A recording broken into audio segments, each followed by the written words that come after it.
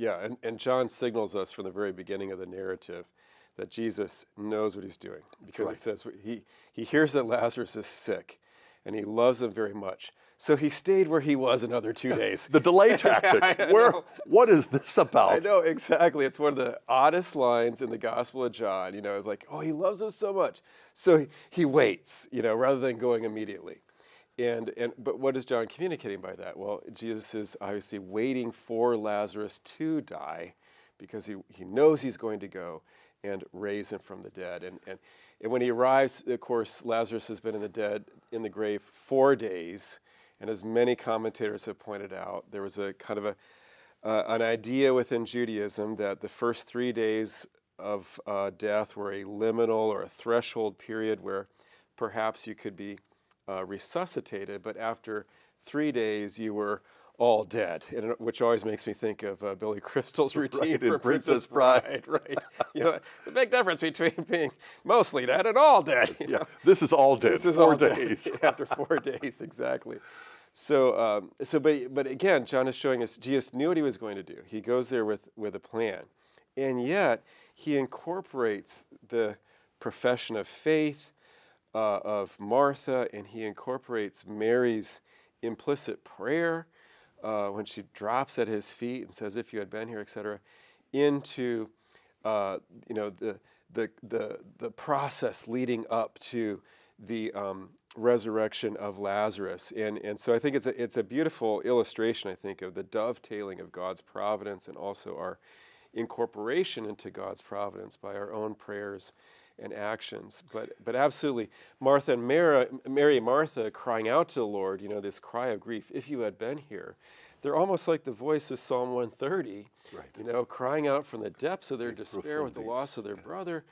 "If you had been here, Lord," and indeed, but they're waiting on him and they still have faith.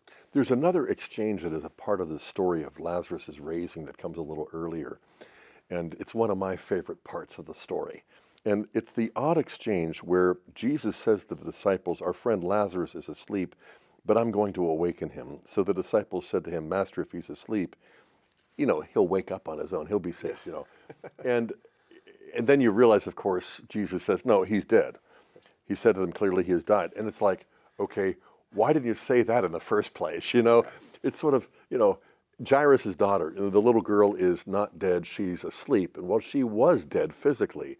And so, you're half tempted to say to our Lord, stick to the spiritual life, because the physical life is not your wheelhouse. Medicine, you're the medicine of the soul.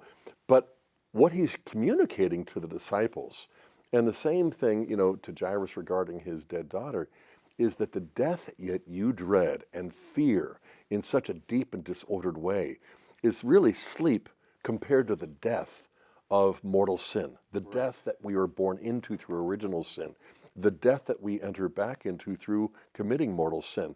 And so you can see in Leo the Great and other fathers that the condition of Israel in the first Exodus is comparable to original sin, because they were born into Egyptian bondage.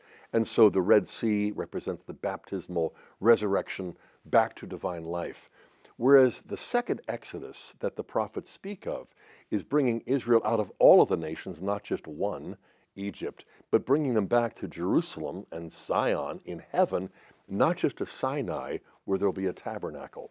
And Leo the Great and others point out that this greater Exodus is actually our deliverance from actual sin, our own personal sins, the mortal sins that brought this divine death upon us, again, even after we had been raised, So these post-baptismal sins are to be taken with the utmost seriousness, but the promise of resurrection is to be taken with even greater seriousness, because what God the Father made us for is precisely what eludes the greatest philosophers, scientists, and sages through the ages. And it's like, whoa. We can relate to the disciples by feeling ourselves bewildered. Why did you say it that way? When in fact, if he's asleep, he'll wake up. No, he's dead, but not dead.